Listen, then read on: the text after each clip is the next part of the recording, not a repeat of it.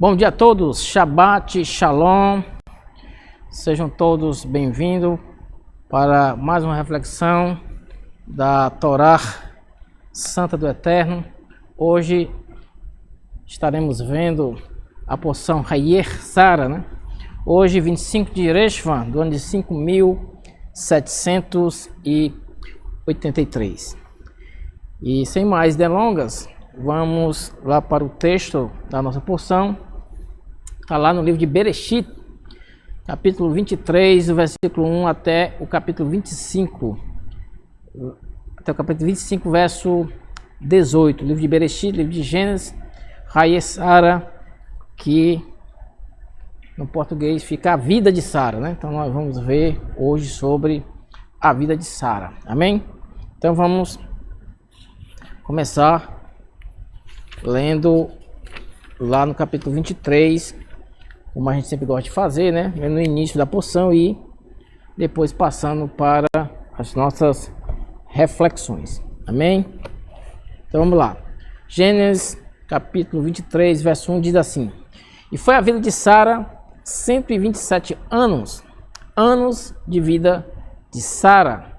E morreu Sara em Kiriat Arba, que é Hebron, né? Na terra de Canaã.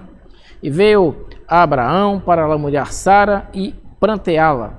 Levantou-se Abraão de diante de sua morte e falou aos filhos de Het, dizendo: Peregrino e morador sou eu entre vós, dá-me posse de um terreno para a sepultura entre vós, e enterrarei minha morta que está diante de mim.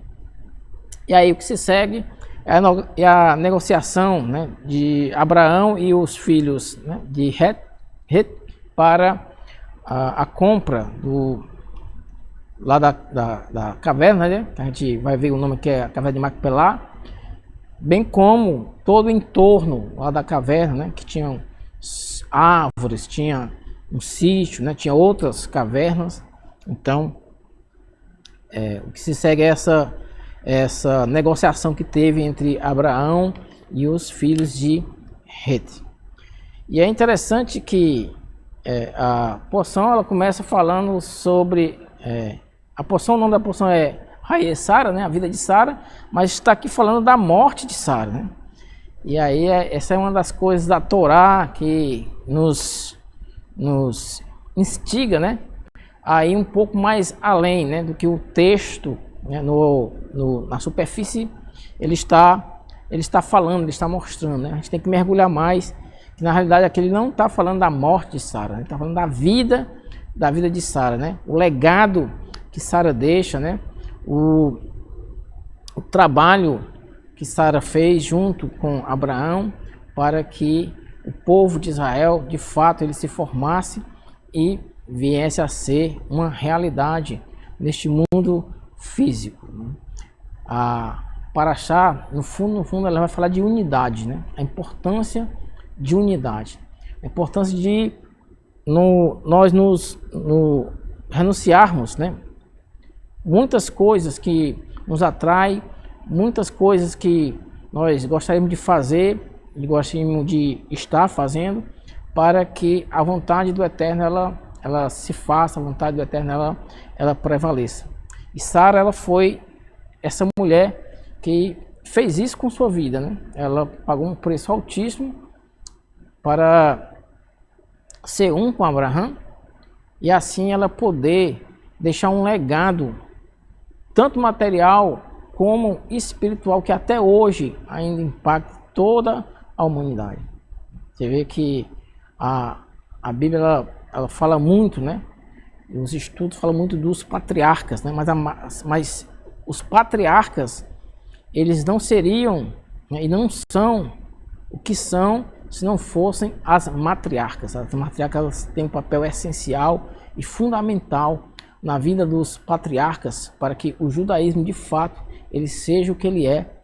O judaísmo de fato ele mostre, né, ao mundo o que de fato é viver em prol do Eterno, em prol de estabelecer o reino do Eterno neste mundo, em prol de trazer para este mundo, né, a Shekhinah, a glória do Eterno, a presença do Eterno, para que as pessoas de fato elas vejam que a nossa vida ela é um pouco mais além dessa realidade física e material que nós vivemos. vivemos, né? Bem, então vamos aqui nos organizar para estar apresentando o que temos hoje para esta porção, a vida de Sara. Como nós temos sempre aprendido, deixa eu clicar aqui, vai aparecer para vocês aí o nome da paraxá, né? Hayé-Sara. E como nós temos aprendido, a chave para o entendimento do conteúdo e da ideia central, né, de cada porção é o seu nome, né?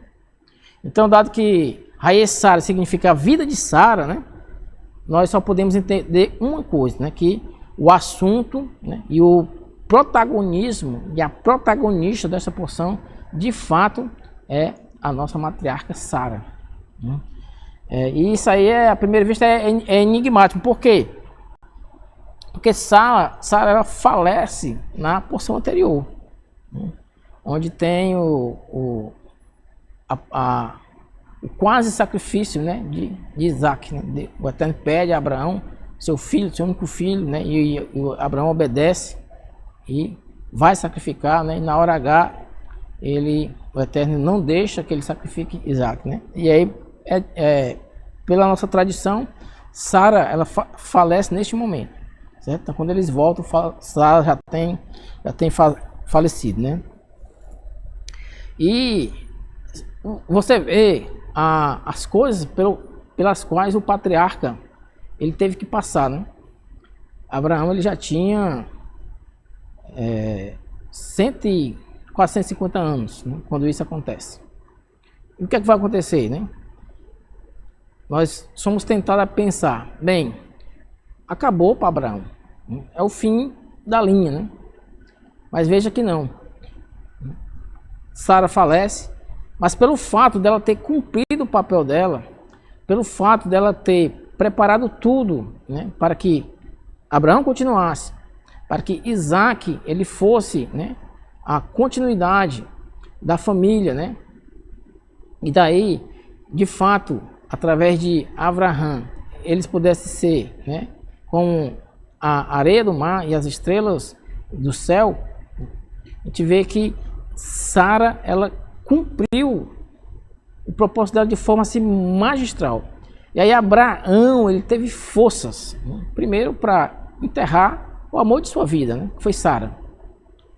Depois, forças para enviar o seu servo Eliezer para ir buscar uma esposa para Isaac. E depois Abraão ainda teve, né, forças para casar-se novamente, ter filhos, né? E desses filhos ele tem mandado para o Oriente, né? Então você vê hoje que a cultura oriental ela é muito influenciada, né? E ela tem muito esse foco de Abraão, né? Porque lá eles são os descendentes de Abraão, que ele envia os seus filhos para lá, para o Oriente, para que eles toquem suas vidas por lá, porque Isaac ele ia tocar a vida pelo lado de cá. Então a paraxá ela de fato ela vai contar a vida de Sara e não a morte de Sara. Porque tudo o que se passa na paraxá foi devido à vida de Sara, foi devido àquilo que Sara fez, né? A influência que ela teve, né? A força que ela dispôs para Abraão pudesse cumprir o propósito, o papel dele, Isaac também, e assim vir a nação de Israel se formar e ser um povo, né? O povo do Eterno aqui na face da terra. Bem, esse é o legado de Sara, né? A sua vida, né? Ela foi o equilíbrio, né, da excessiva misericórdia de Abraão, né? Você vê que ela protege a aliança de Isaac ao enviar Ismael embora. À primeira vista, a gente pode... isso aí foi uma coisa muito ruim que Sara fez, né? Como é que ela teve coragem de expulsar, né? E pedir para que Abraão expulsasse Ismael e Agar. Só que veja, quando termina a porção, que ela vai contar o falecimento também de Abraão, está lá Isaac e Ismael sepultando o patriarca. Ou seja, aparentemente de uma coisa ruim veio a ser uma coisa boa. E a porção finaliza contando os filhos de Ismael, que Ismael também falece nessa porção, lá no final ele vai dizer isso. Vai relatar os 12 nomes, que também Ismael teve 12 tribos, e os 12 nomes dos filhos, né, de Ismael, que são nomes bons, né? E se eles se voltam para fazer a vontade do Eterno, abraçar o propósito do Eterno, também isso seria uma coisa boa para o mundo e para a humanidade. Então, Sara era esse equilíbrio, essa coisa que, essa força de que controlar essa excessiva misericórdia de Abraão para poder ter esse equilíbrio e as coisas de fato serem protegidas, porque a proteção é algo muito importante nas nossas vidas, as coisas serem protegidas e assim o propósito eterno ser estabelecido. Então, os eventos relatados na Parashá Sara ilustram como a influência de Sara perpetuou-se firmemente após sua morte. Sara participou do grande empreendimento de Abraão e foi fundamental para que o patriarca cumprisse o propósito dele. Sara cumpriu o seu propósito e atingiu a unidade, como eu falei no início. Sara, se não fosse Sara na vida de Abraão, o patriarca, ele não teria cumprido o propósito dele. Então Sara foi esse catalisador da unidade. E a unidade é tudo que nós temos sempre que buscar. A unidade é aquilo que tem que estar sempre no nosso foco. Por quê? Porque o Eterno, ele é um. O Eterno é um, ele tem um povo, ele tem uma terra, ele tem um local onde ele é adorado. Então o Eterno é um.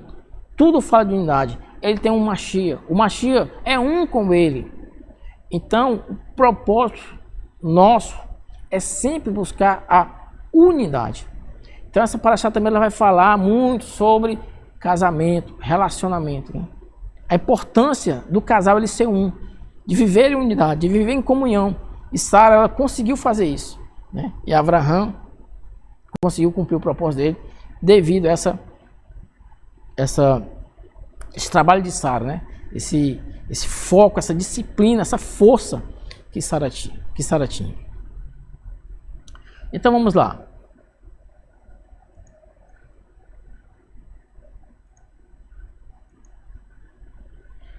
A primeira palavra da Parashá é Vayehu. Vayehu.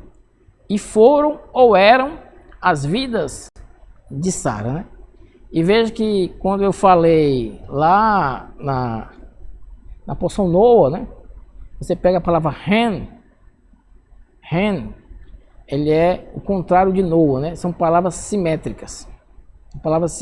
Então, assim como é aqui na terra, assim também é lá no reino espiritual. E aqui também vai nessa mesma toada, né? Nesse mesmo sentido, né? Vayehu.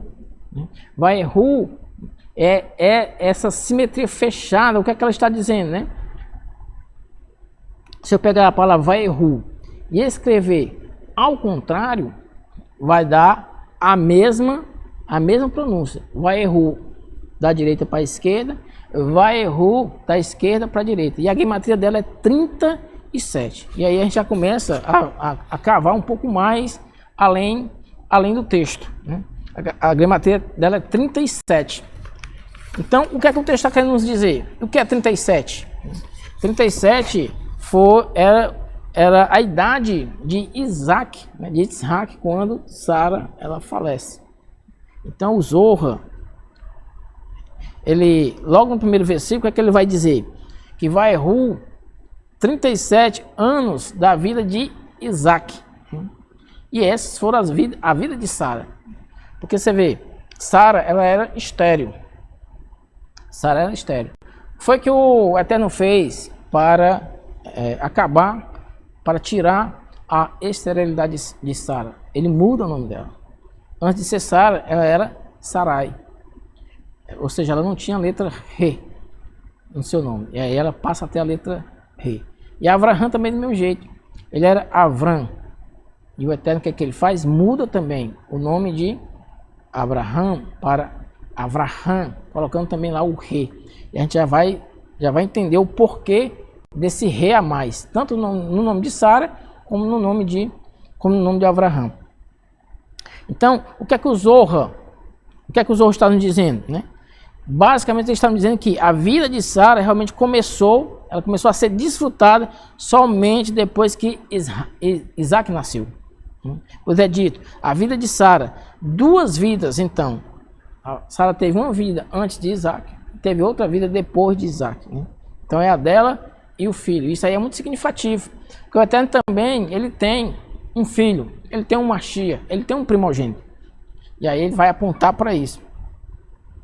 E a gente vai notar aqui, já nesse ponto, a questão da unidade que eu estava falando há poucos instantes, né?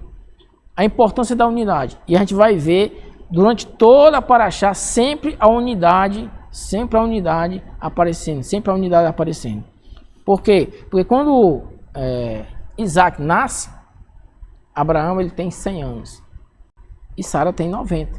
Se eu pegar 100 mais 90, vai dar 190. Aí eu vou pegar, vou somar 1 mais 9 mais 0, vai dar 10. E 10 1 mais 0 é 1. Unidade. Ou seja, quando Isaac nasce, né, eles estão em perfeita harmonia, em perfeita unidade. Quando Sara falece, ela falece quando exatamente Isaac tem 37 anos. E aí você pega 127, que era a vida de Sara, e tira os 37, vai dar 90. E aí vai Erru, que é a gematria de 37. Vamos avançar.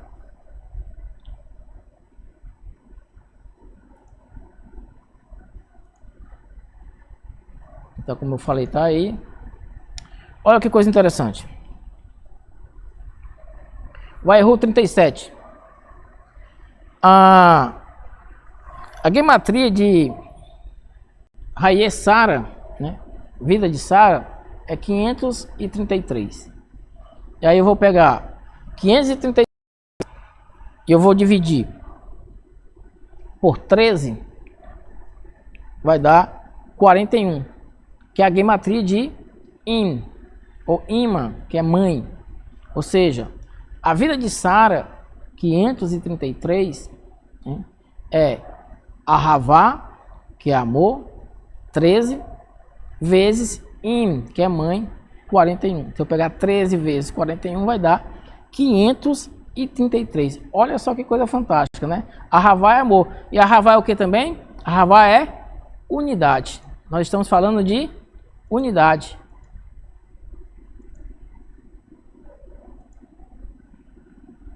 Só um momento aqui que eu estou pronto para voltar aqui para mim.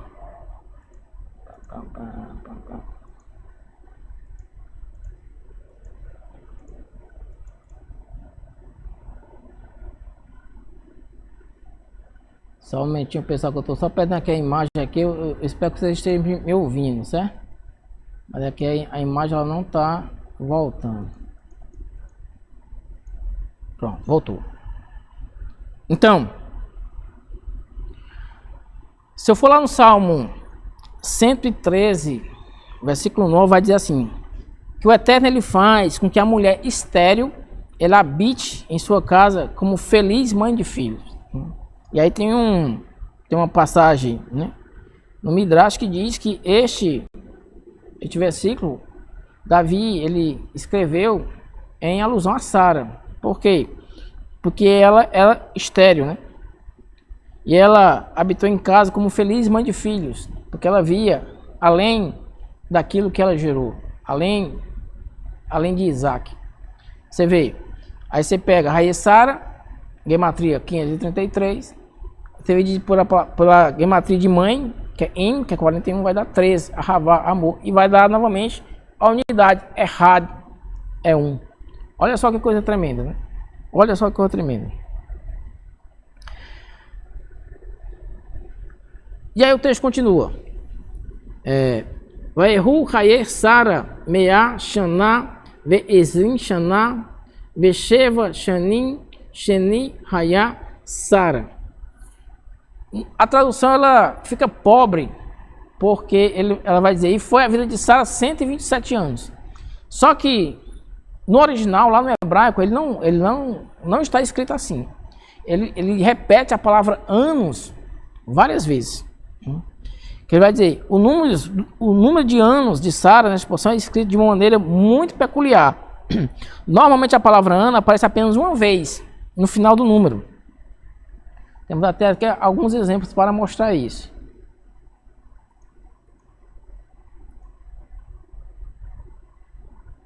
Veja, no primeiro exemplo aí nós temos lá em Êxodo 20 falando sobre perdão, lá em Êxodo 20 nós temos aí falando sobre a vida de Arão. Lá em Êxodo 20 diz, e os anos da vida de Arão foram 137 anos. E é assim que está escrito no original, né? O chinês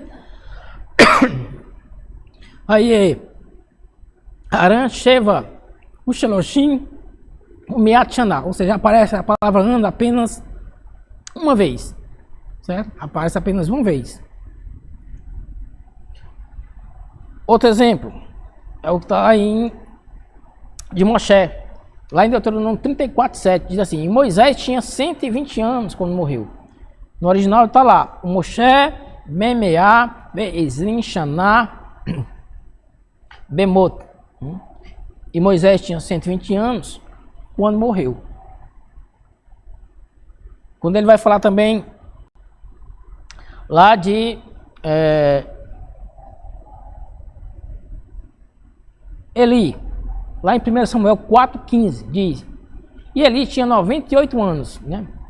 Vê Eli ben Teshim Ushimone Shana. Por que Sara ele faz diferente, né? Ou seja, ele separa os anos da vida de Sara de forma 100 anos, 20 anos e 7 anos. É interessante isso, né? Conforme Irache, o que é que Irache diz com relação a isso? É claro que esses três formam um composto em um único número, 127. A razão pela qual o número é separado em três períodos é porque cada uma das três partes era equivalente às outras duas. E aqui a gente vê novamente a unidade que foi a vida de Sara. Os 127 anos dele foram separados em três grandes períodos. E esses três grandes períodos eles formam uma unidade só. Veja. É o que está escrito aqui em Gênesis 23:1. Olha a tradução em português. E foi a vida de Sara 100 anos e 20 anos e 7 anos. Estes foram os anos da vida de Sara. Se eu fosse traduzir, se fosse me trazer ao pé da letra, era para estar dessa forma. E foi a vida de Sara 100 anos e 20 anos e 7 anos. Porque é assim que está escrito no original, né? Vaehu Haye Sara Mea Shana, ou seja, 100 anos. Ve'ezrin Shana, 20 anos. Ve'sheva Shanim, 7 anos. Shinei Haye Sara, né? Esses foram os anos da vida de Sara. Vê? É diferente dos outros. Os outros, de falar a idade, anos. Com Sara não, 100 anos, 20 anos e 7 anos. E aí o Midrash, ele explica que os 100 anos, olha que interessante, que aos 100 anos, Sara, ela tinha 20 anos em beleza. E aos 20 anos, ela tinha 7 anos de inocência. E da mesma forma, ao contrário, ele diz, aos 7 anos, ela era inteligente como uma jovem de 20 anos. E aos 20 anos, ela era justa como uma mulher de 100 anos. Coisa interessante, né? Rashi cita outra versão que diz, quando ela tinha 20 anos, ela tinha 7 anos de beleza. Todos eles são verdadeiros, né? Baruch Hashem. Então, essa é a vida da nossa matriarca, essa unidade, essa força, essa renúncia que fez com que Abraão cumprisse o seu propósito e que deixasse Isaac em condições também de cumprir o dele. E aqui a gente tira uma lição muito importante para as nossas vidas, né? Qual é de fato o nosso papel neste mundo? Qual de fato o nosso propósito neste mundo, né? Já que estamos aqui para de fato estabelecer o reino do eterno, facilitar para que outros eles consigam, né, descobrir esse reino, entrar nesse reino, fazer parte desse reino e também nos ajudar a construir esse reino, ou nós estamos aqui para ser uma pedra de tropeço para as outras pessoas?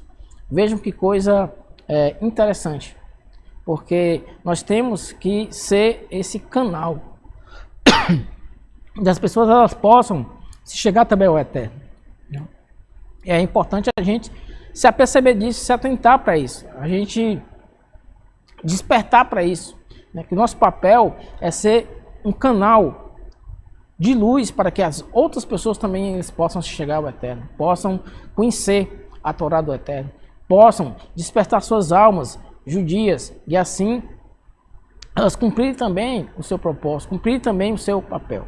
E aí você vê que Sara é um exemplo para nós com relação a isso. Porque Abraão, como nós dissemos já há instantes atrás, Abraão ele tinha uma misericórdia excessiva, né? E aí isso aí não é uma coisa boa, né?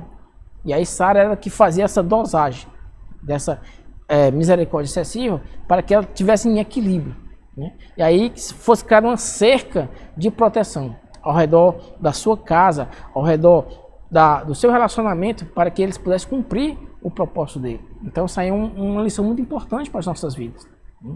Uma lição que a gente tem que tomar, né? Meditar e aplicar na nossa vida, porque aí nós vamos ter um ganho espiritual tremendo com relação a isso. Nós vamos de fato, né, expandir a nossa visão e a gente vai poder de fato ver outras realidades que estão, né, na nossa frente, muitas vezes a gente não enxerga. Avançando. Aí o texto diz: e morreu Sara em Kiriat Arba, ou seja, lá Kiriat Arba, que é Hebron, na terra de Canaã. E veio Abraão para almorear Sara e planteá-la. Levantou-se Abraão diante de sua morta e falou aos filhos de Het, dizendo: peregrino e morador sou eu entre vós, dá-me posse de um terreno para a sepultura entre vós, e enterrarei minha morta que está diante de mim.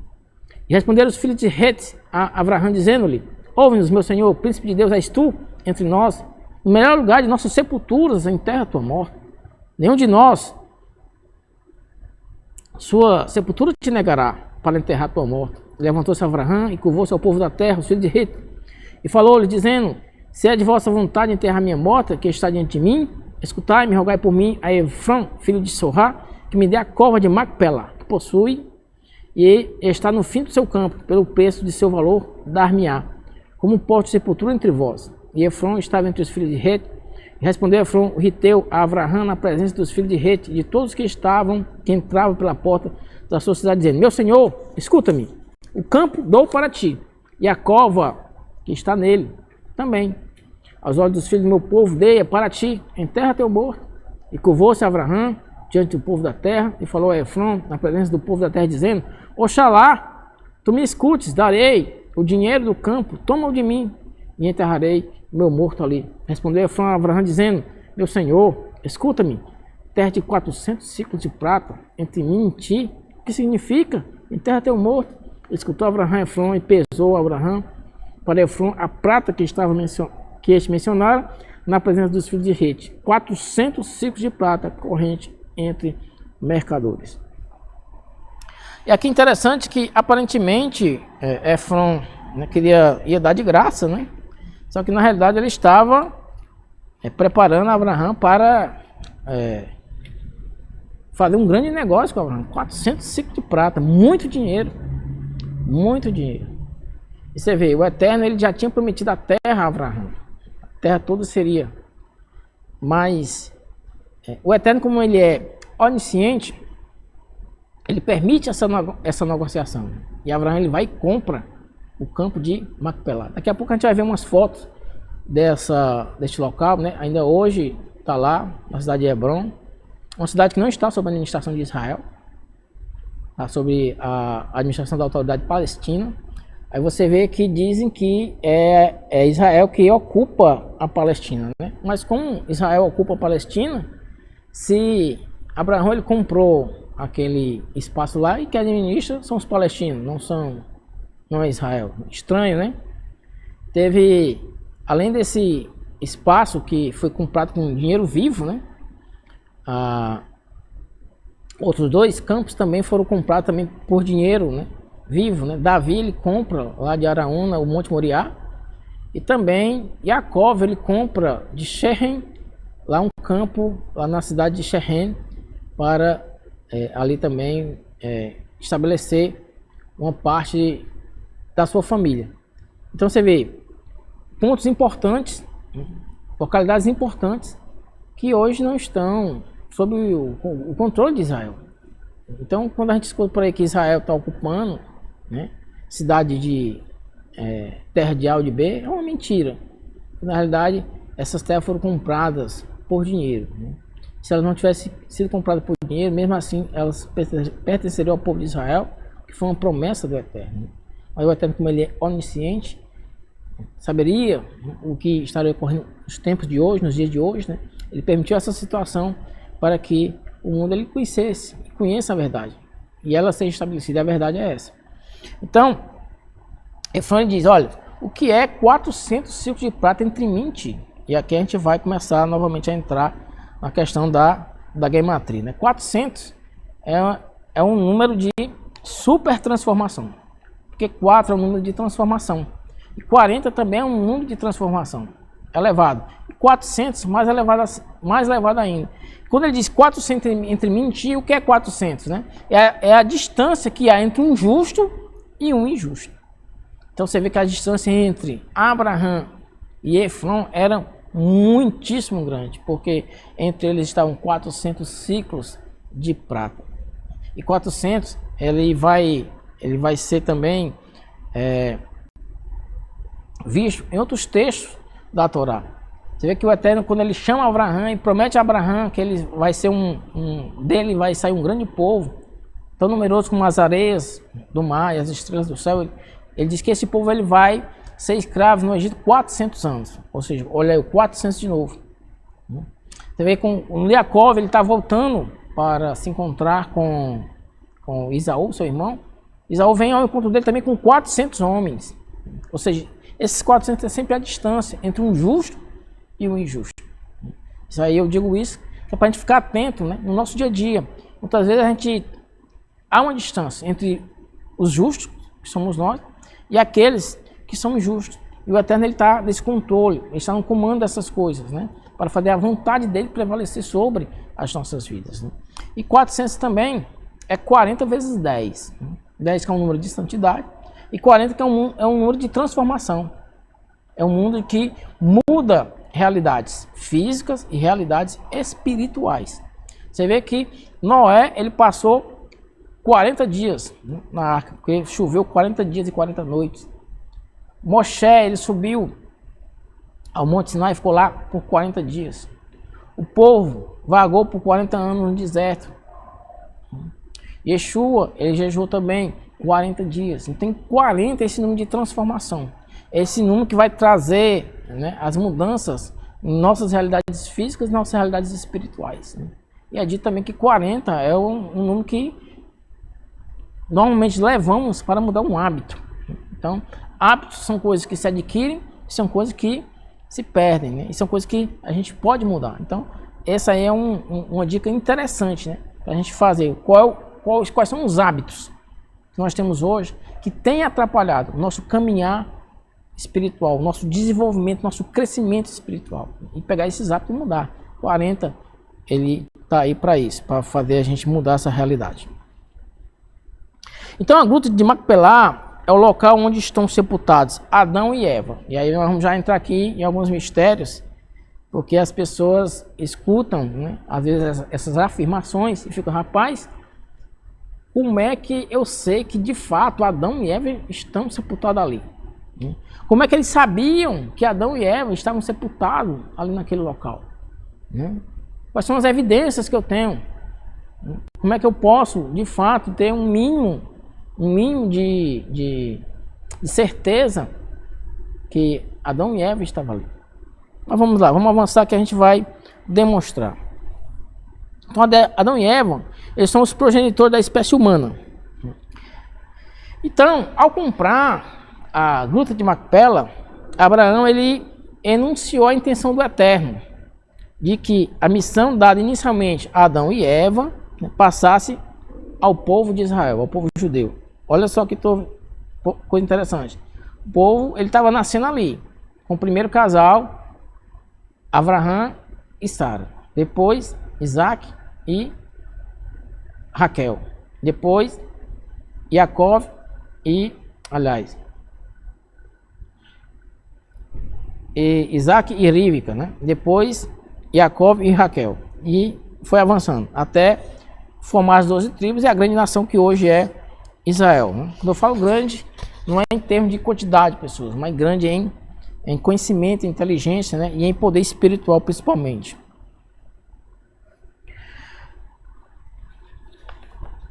Os proprietários de títulos da gruta responderam ao desejo de Abraão de adquirir, reconhecendo sua proeminência sobre eles.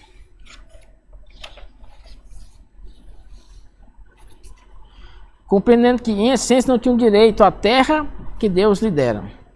E aí, como nós fizemos a leitura aí do texto, capítulo 23, né? Macpela significa duplo, certo? Ou seja, é duplo. E aí a gente vai ver, duplo por quê? Porque lá estão enterrados Adão e Eva, lá estão enterrados Abraão e Sara, lá estão enterrados Isaac e Rívika, e lá estão enterrados Jacó e Léa, ou seja, 4 casais, duplo. Um casal já é uma dupla. E lá, a cova, como é uma cova dupla, 4 casais enterrados lá. Mas como eu estava falando anteriormente, quais são as evidências de que Adão e Eva estavam enterrados lá? E como é que eles sabiam que Adão e Eva estavam enterrados lá? Aí vamos aqui ver um pouquinho da genealogia. Olha só que coisa interessante. Pelos textos bíblicos, pelo texto bíblico, Adão, ele viveu 930 anos, certo? Então tem aí a árvore genealógica a partir de Adão. Então Adão, ele gerou Sete, depois Enos, depois Cainã, Mahalalel, Jared, Enoque, Metusalém e Lamer. Lamer era o pai de Noa, certo? Noa gerou Jafé, Shem e Ram. E aí veja,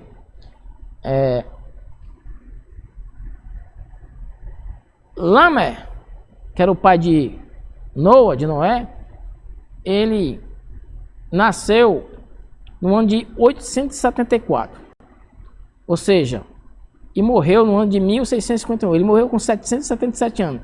Então, 874, se Adão morreu com 930 anos, então Lamer, ele conheceu Adão, certo? Então, quando Adão ele falece, Lamer ele já tinha 56 anos. Já tinha 56 anos. Certo? Quando Adão falece, o pai de Noa, ele já tem 56 anos. E ele conhece Adão.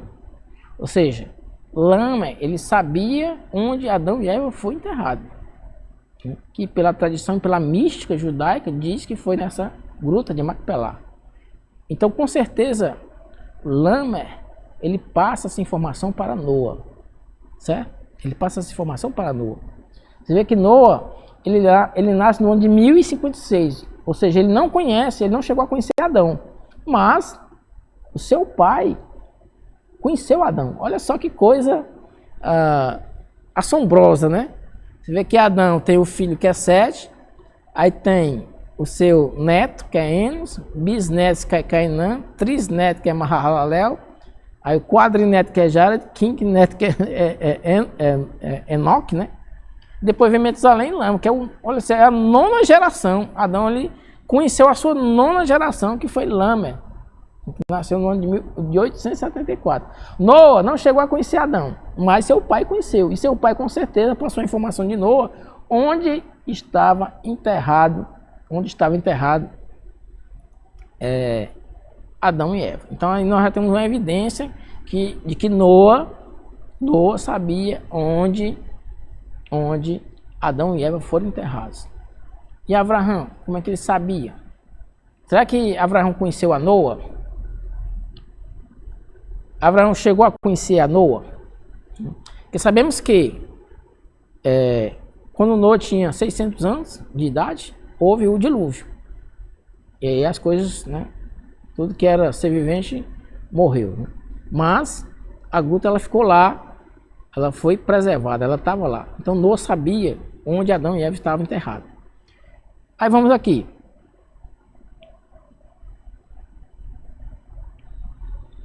Veja. Passa aqui mais um slide.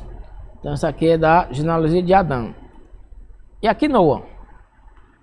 Olha só. Noa ele viveu 950 anos. Noa ele vive 950 anos. Ele viveu do ano de 1056 até o ano de 2006. Certo? 2006. E vejam.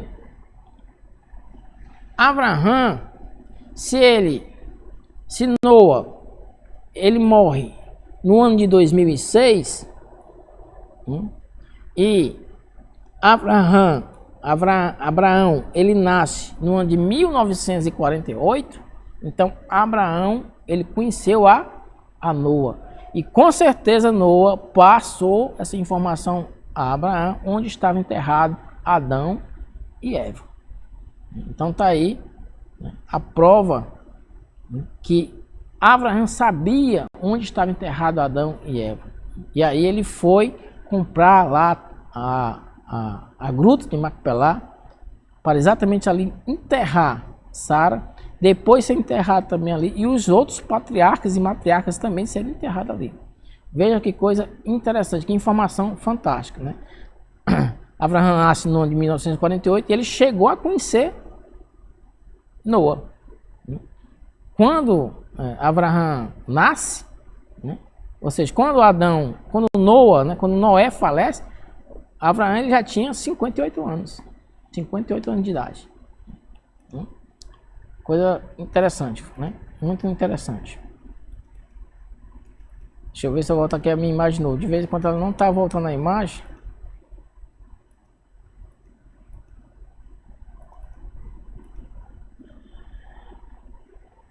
Só um momento aqui que eu estou apanhando aqui um pouquinho para voltar a imagem, mas vai voltar, tenha calma.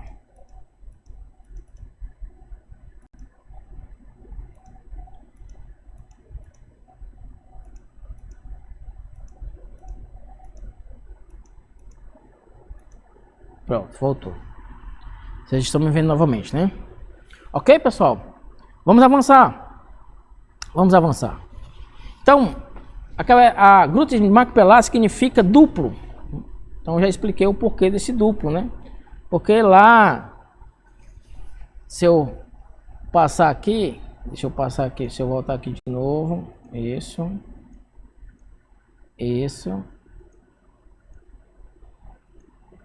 ó, pronto. Aí eu tenho hoje essa foto é uma foto recente, certo? É uma foto atual. É aqui que está a gruta ou a caverna de Macpelá. Lá hoje tem uma mesquita. Essa mesquita ela se chama Mesquita de Ibrahim, que é Abraão em árabe, né? Porque Abraão também é o pai dos árabes. E hoje ele é controlado pela autoridade palestina. O povo judeu só tem permissão de estar ali uma vez ao ano, né, para estar ocupando essa gruta. Está celebrando exatamente nessa porção, na porção de Haye Sara, né? Eles vão lá comemorar a vida da matriarca. Aí outra foto da mesquita. Lá dentro é onde tem a gruta, certo? Vou passar aqui outra foto para vocês verem. Tá aqui a foto também de outro ângulo. É um dos meus sonhos, é conhecer esse local. Aí deve ter uma energia muito grande, muito forte, né? Quando eu falo isso, energia grande e forte é para aqueles que têm a alma judia, certo? Já despertado, né? Aqueles que não têm a alma judia despertada, vai conhecer esse local como um local turístico, né? Vai entrar, vai sair, não vai acontecer nada, certo? Digo isso porque nós já tivemos a oportunidade de estar ali no muro, né? No muro oriental. E é uma energia muito forte, muito vibrante, né? Um local que realmente é mágico, né? Posso usar essa palavra sem medo de estar cometendo nenhuma heresia, porque é uma realidade, é uma verdade, né? E ali também, na caverna de Macupelá, o negócio de Macupelá também deve ser da mesma forma. Então tá aí, passa aqui mais uma foto. Vejam, tá aí, esse aqui é exatamente em um dos dias que é permitido o povo de Israel estar visitando lá a caverna de Macupelá, né? E aí eles ocupam de fato a mesquita de Ibrahim. Você vê que tem lá as barracas, tá aí todo o povo reunido, tem soldados, né, para poder fazer a segurança e a proteção, porque senão dá confusão, né? Você vê os soldados aí. Vejam, aqui já é dentro da gruta. Aí onde está, aqui deve ser o túmulo de Abraão e Sara. Você vê que de fato é uma mesquita, né, que funciona lá, mas exatamente nessa porção que nós estamos estudando é um dos dias que é permitido o povo de Israel estar lá celebrando. Veja aí, aqui é dentro lá da mesquita, ó, o povo lá louvando, se alegrando, né, fazendo festa. Na realidade é nosso, né? A gente viu aqui no texto que nós compramos, né? Abraão comprou por 400 ciclos de prata, muito dinheiro, né? Você vê aí o povo cheio de barraca, as barracas lá tudo ao redor, lá da mesquita. O povo também celebrando. Olha, isso é à noite, né? Olha a multidão de gente aí. Deve ser um negócio muito tremendo lá. Isso aí é uma foto, essa aí foi a última pessoa que desceu lá na caverna, né? Lá na cova de Macpela, né? Isso aí essa era uma menina, ela tinha 13 anos na época, hoje ela é professora da Universidade de Jerusalém, né? Ela é arqueóloga, ela está segurando aí no tecido do pai dela, né? O pai dela era um general do exército de Israel, ele era aviador, e ela desce por um buraco. E ela teve que ser resgatada muito rapidamente, porque ela teve muito medo, né? Porque a energia é muito forte lá dentro. Foi uma das últimas pessoas que entrou lá dentro da caverna, né? É mais uma foto antiga, né? Hoje não é permitido entrar lá. O acesso ele é fechado, é proibido. Pronto, então tá aí. Hamacpelá, né? Hamacpelá. E como eu disse, significa duplo, né? Então se você pegar aí a palavra, né, Hamacpelá, você vê que tem um Re no início e tem um Re no final. Dois Re duplo, né? E qual é a palavra que tem um Re duplo, né? Yud, Re, Vav, Re. E nós vimos que o Eterno, quando ele muda o nome de Sarai para Sara e Avram para Avraham, ele coloca dois Re, né? Um Re no nome de Sara e um Re no nome de Avraham, também um Re duplo, né? E a gente tem que falar de unidade desde o início, né? Mais uma vez apontando para a unidade que o Eterno quer, né? Entre nós, né? Principalmente como casais, entre nós como povo, né? Uma só coisa. E aí nós vamos avançar, né? Na significação do Re duplo. Vamos passar aqui mais um slide para a gente ver. Olha aí. Isso aí é o texto onde ele acrescenta, né, a Avraham, o nome de o Re, e também Sara, o Re, né? Diz lá, Velo, Yakare, Od et Shmeha Avraham, Verhaya Shmeha Avraham. Ou seja, você não vai mais se chamar Avram, mas vai se chamar Avraham. Acrescentou um Re no nome de Avraham. E com Sara do mesmo jeito. Vaiomer Elohim et Avraham, Sarai, Itzterá, Lo, Tikera et Shmeha Sarai, Ki Sará Shmeha. Ou seja, ela também, a mulher de Avraham, ela não vai mais chamar Sarai, e sim Sara, acrescentando também um rei. Mais um slide. Pronto. E aí, nós vamos entrar aqui em algo mais profundo, certo? Em algo mais profundo. Você vê que 52 é a gematria de filho. Ben. O que foi que o Eterno ele fez de extraordinário na vida de Abraão e Sara? Deu a eles um filho. Sara era estéril. Ele muda o nome de Sara, muda o nome de Abraão. Ela acaba com a sua esterilidade e aí ela tem um filho, Ben, que é 52. O Eterno também ele tem um filho primogênito. Nós sabemos que é Yeshua, o Mashiach de Israel. Então Ben, gematria de Ben é 52, né? Onde é que eu estou querendo chegar, né? O que é o filho? O filho é a essência do ser humano, é a duplicação. Quem é pai, quem é mãe, sabe o que eu estou falando. O filho, quando um casal ele tem um filho, eles estão duplicando um ser que é o casal. Porque o ato onde o casal ele está, né, gerando filho é algo que é muito profundo, né? É um ato de extrema unidade, que é a relação sexual. Então, ali quando o filho é gerado, ali está duplicando, né, a semente do casal. E os filhos são réplicas dos pais. Em menor ou maior grau, essa é a realidade, que os filhos são réplicas do pai. Então é uma duplicação dos pais. Portanto, o filho ele representa a dualidade, em contraste com o pai, que representa a singularidade, né? Então o casal é um, né? E o filho ele duplica o casal, fazendo com que seja dois. Olha só que coisa maravilhosa. Então o filho é o conceito de Mashiach, pois o número ordinal de Mashiach, né, é exatamente 52. E aí, para quem estuda o hebraico e conhece um pouco de hebraico, se eu pegar aí a gematria de Ben, que é 52, e aí o filho é o conceito de Mashiach, eu vou pegar aí a palavra Mashiach, certo? Vou pegar a palavra Mashiach. Então Ben é a gematria de filho. Deixa eu colocar de novo aqui o slide. Pronto. Tá aí Mashiach. Para quem conhece o hebraico, né? A palavra men, aliás, a letra men, ela é a 13ª letra, certo? 13ª letra. Então você vai anotando aí, men, 13ª letra, certo? A palavra shin ela é a 21ª letra. Anote aí. Então men é a 13ª, shin é a 21ª. Então se eu pego o 21 mais 13 dá 34, ok? O Yud ele é a 10ª letra. Então eu pego 34 mais 10 dá 44. E o Het ele é a 8ª letra. Eu pego o Het, né? Com 44 mais 8 dá 52.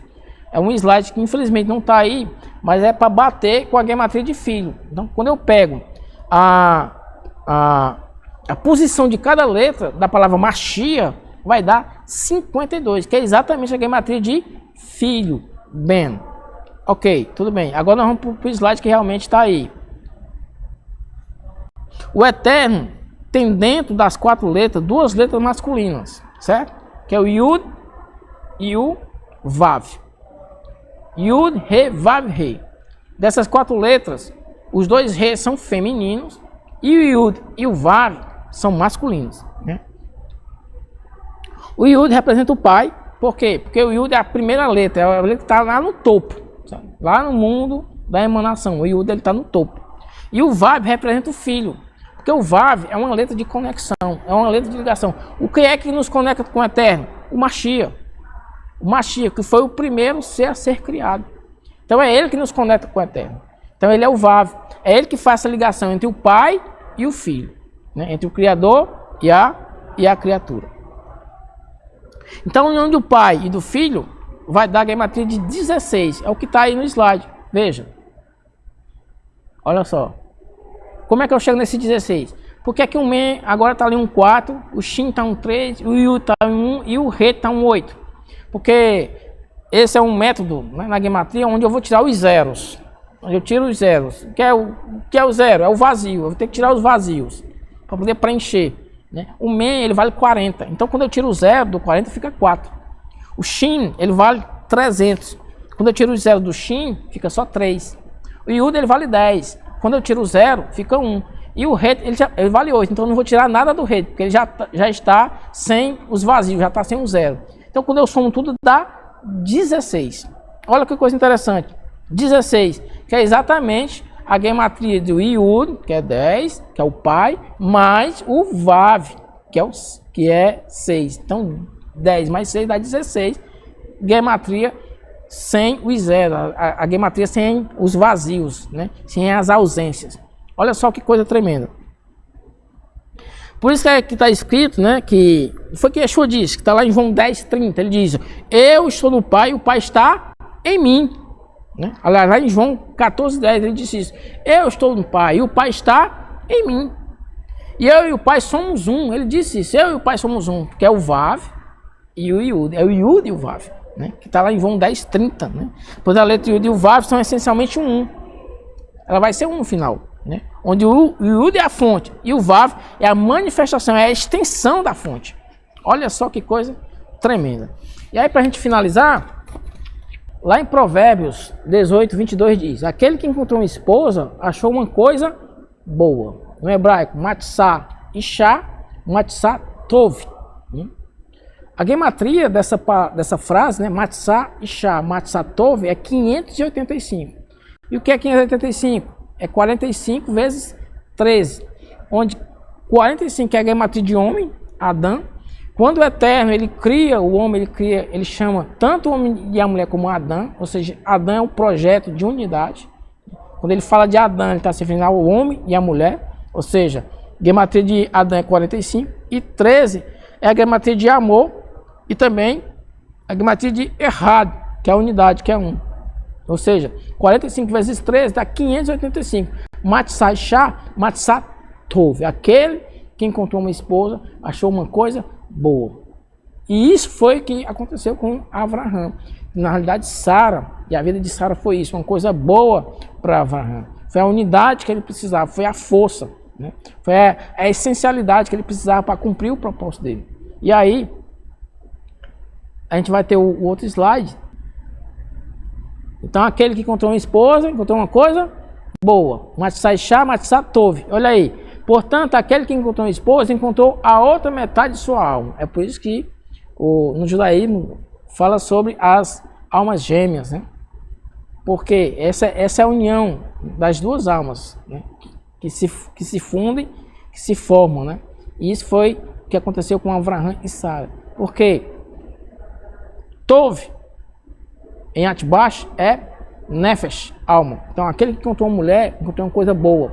Matzah Isha, Matzah Tov. Tov, né? E Atbash é mais um método da gematria, onde eu vou relacionar a primeira letra do alfabeto com a última, a segunda com a penúltima.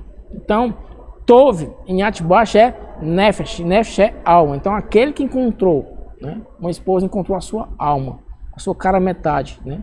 Aquele que vai lhe completar. E aí a gente finaliza com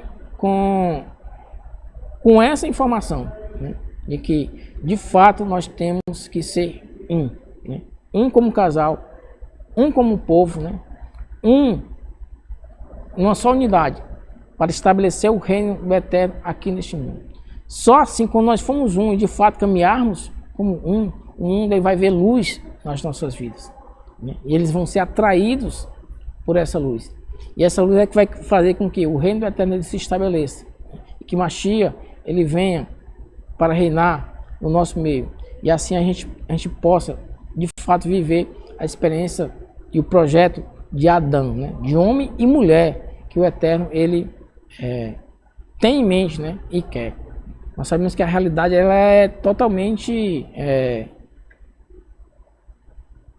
desafiante, né? Quando a gente vê para o mundo lá fora, né, como as pessoas estão vivendo, o estilo de vida que estão tendo, né, a gente não entende como é que isso vai acontecer, mas o Eterno ele está no controle. O Eterno ele sabe como é que vai fazer isso, né? Ele só precisa que a gente se disponibilize, que a gente creia, que a gente abrace o nosso propósito, que a gente possa ser, né, este canal onde ele vai nos usar para